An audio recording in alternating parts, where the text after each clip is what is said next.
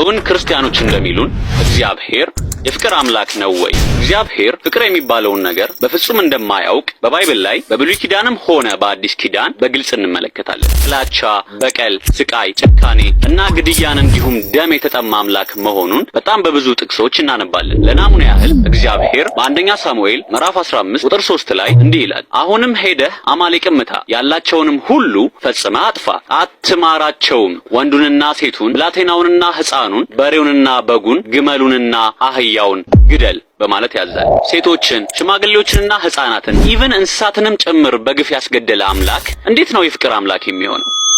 ዲቫይን ጀስቲስ አምላክ በባህሪው መሐሪ ነው እንደተባለ ቀሳፊም ነው።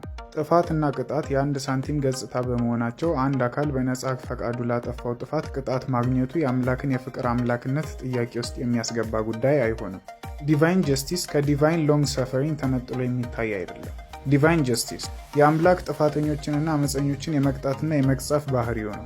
ዲቫይን ሎንግ ሰፈሪንግ የአምላክ ለጥፋተኞችና ለአመፀኞች ከስራቸው እንዲመለሱ ገደባዊ ጊዜ የመስጠት ወይም የመታገስ ባህሪው ነው። በዘጸአት ምዕራፍ 17 ከቁጥር 8 እስከ 16 እና በዘዳግም ምዕራፍ 25 ከቁጥር 17 እስከ 19 አማሌቃውያን ከሙሴ ዘመን ጀምሮ እግዚአብሔር የአባቶቹን ርስት ሊያወርሰው ከግብፅ ባርነት ያወጣውን ሕዝብ በማጥቃት ሲፈታተኑት የነበሩ እንደነበሩ ተገልጿል። አምላክ በታጋሽነቱ ብዙ ዘመናትን ቢተዋቸውም እነርሱ ግን ዘመናቸውን በይበልጥ ጥቃት ሲፈጽሙና ከሌሎች ጋር ሲተባበሩ እንዳሳለፉ በመሳፍንት ምዕራፍ 3 ከቁጥር 13 እና በመሳፍንት ምዕራፍ 6 እና ምዕራፍ 7 በጌዲዮን ታሪክ እንረዳለን። ስለዚህ በአንደኛ ሳሙኤል ምዕራፍ 15 ከቁጥር 3 ላይ የተጠቀሰው መቅሰፍት እንዲወርድባቸው ሆኗል ማለት ነው። ይህን ጉዳይ ኢአማንያን ወንድም እህቶቻችን ቢያነሱት ያምርባቸዋል። ሆዴን ይዤ እንድስቅ ያደረገኝ ግን የተናጋሪው ሙስሊም መሆን ነው። ሕፃናት እንዲሁም ሀብትና ንብረት ከእግዚአብሔር የሚሰጡ ሲሆኑ አምላክ ሰዎችን የሰጠውን በመንሳት ሊቀጣ ይችላል።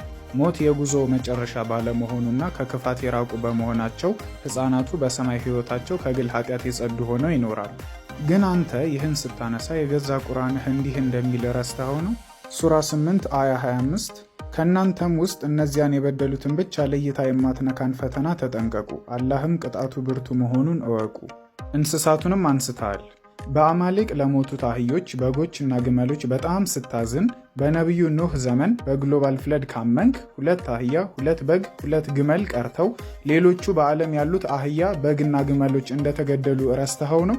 በሎካል ፍለድ የምታምንም ቢሆን በአማሌቅ ለሞቱት ከብቶች ከማዘንህ በፊት በነቢዩ ኖህ መንደር ለሞቱት ቅድሚያ ማዘኑን ረስተኸው ነው? ሱራ 11 አያ 40 ትእዛዛችንም በመጣና እቶኑም በገነፈለ ጊዜ በእርሷ ውስጥ ከየአይነቱ ሁሉ 2 ወንድና ሴት ቤተሰቦችህንም ቃል ያለፈበት ብቻ ሲቀር ያመነንም ሰው ሁሉ ጫን አልነው፣ ከእርሱም ጋር ጥቂቶች እንጂ አላመኑ። ሱራ 11 አያ 37 አላህም በጥበቃችንና በትእዛዛችንም ሆነህ መርከቢቱን ስራ፣ በእነዚያም በበደሉት ሰዎች ነገር አታናግረኝ፣ እነሱ በእርግጥ ሰማጮች ናቸውና አለው።